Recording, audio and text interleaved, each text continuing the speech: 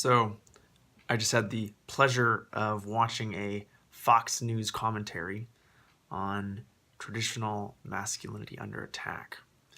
And there was this discussion of these new psychological studies and liberals painting this picture of the way they're attacking traditional masculinity and saying that men are sort of being turned. They're attacking traditional masculinity and attempting to change all real men into emasculated sissy boys. Is essentially the argument, and it's basically their argument is that men are less emotional and that women are more emotional, and that women want strong men, and they don't want men who are these pussy whipped doormats, which was sort of implied by it, and I won't go into the details of the show.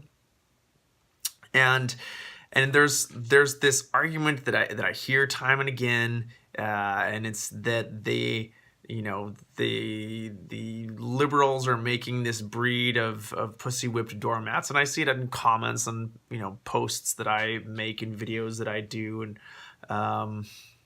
it really misses the point, because it's actually about closest to the opposite of the reality of the situation, and I'll explain a little bit why. So when we talk about traditional masculinity, or sometimes they might say toxic masculinity, they've heard that, and a lot of people think that the term toxic masculinity is saying that masculinity in itself is toxic, and no, of course not. They're saying that there's certain expressions of masculinity which are harmful to the individual and those around them.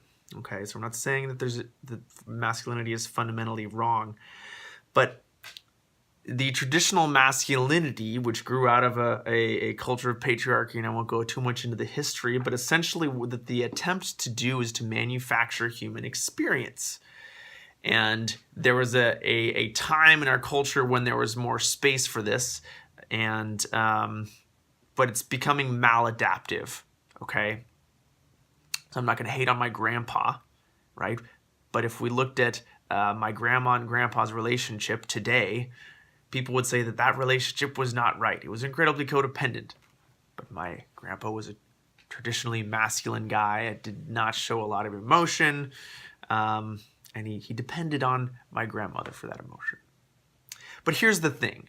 Traditional masculinity and what we call toxic masculinity today, which I think is actually different from traditional masculinity. It's a new thing, and it involves porn and the violence on TV and the cultural context that we live in, which is very different from the context that my grandfather lived in.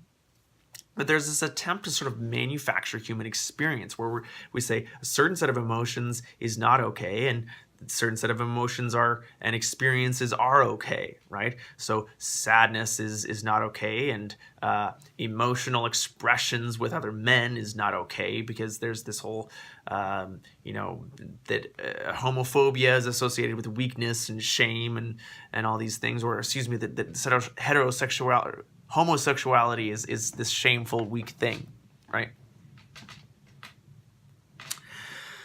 But here's what actually happens, okay? And I'm going to tell you because I see this in the men that I work with, and some of the men in various different ways as a relationship coach, and I've seen it in myself in various different ways.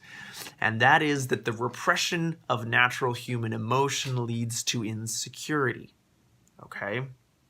Quite simply, when we do not allow ourselves to feel the natural emotions that we feel, it causes neuroticism. It causes things that might be normally a little bit uncomfortable to be maddeningly infuriating.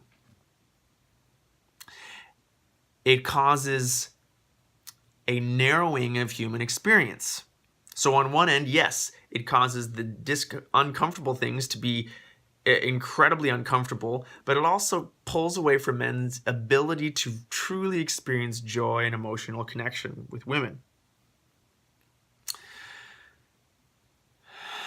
And this is exampled in men's failure to keep a wife or keep a girlfriend is that to truly experience the joys of love and relationship, there's required an ability to experience emotions.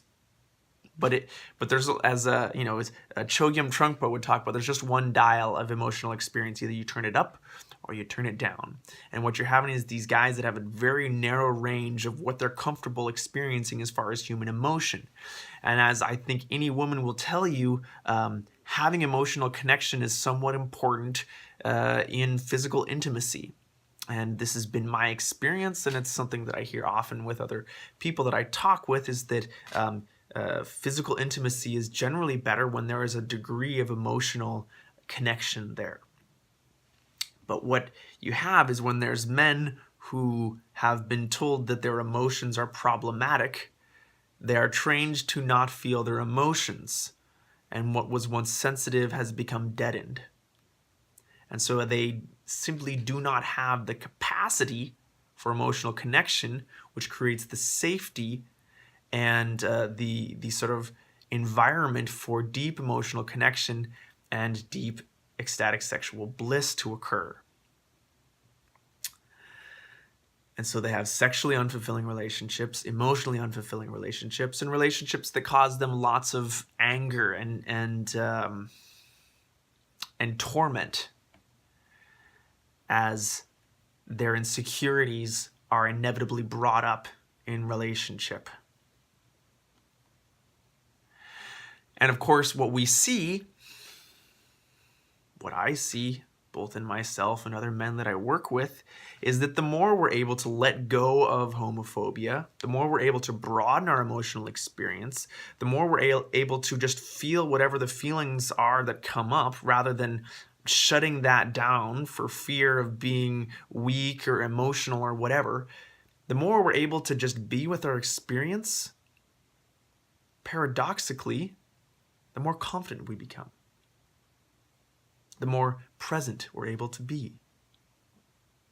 Indeed, the more powerful we become as people. We're less aggressive, we're less defensive. We don't need to defend ourselves or lash out or attack other people. We also become more conscious as that sensitivity increases, as we're able to sense more and feel more. We're able to empathically connect to more people and feel what they're feeling. This leads to more awareness. All of a sudden, we look less like an asshole, right? And more people tend to like you when you're more conscious and more aware of ways that you can cause harm.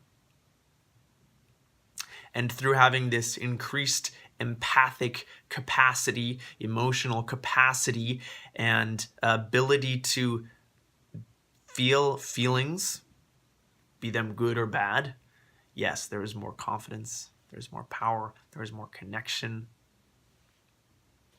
And so while Fox News would have you believe that we are emasculating all these men and making weak sissy boys, what I see is that the evolution around what it means to be a man, that is increasing the scope of experience, both positive and negative, is creating more empowered men, more present, more compassionate, more confident men. So that's my opinion about that, and I'd love to hear what your thoughts are on that, either in the comments or in your own video of this sort. So, thank you.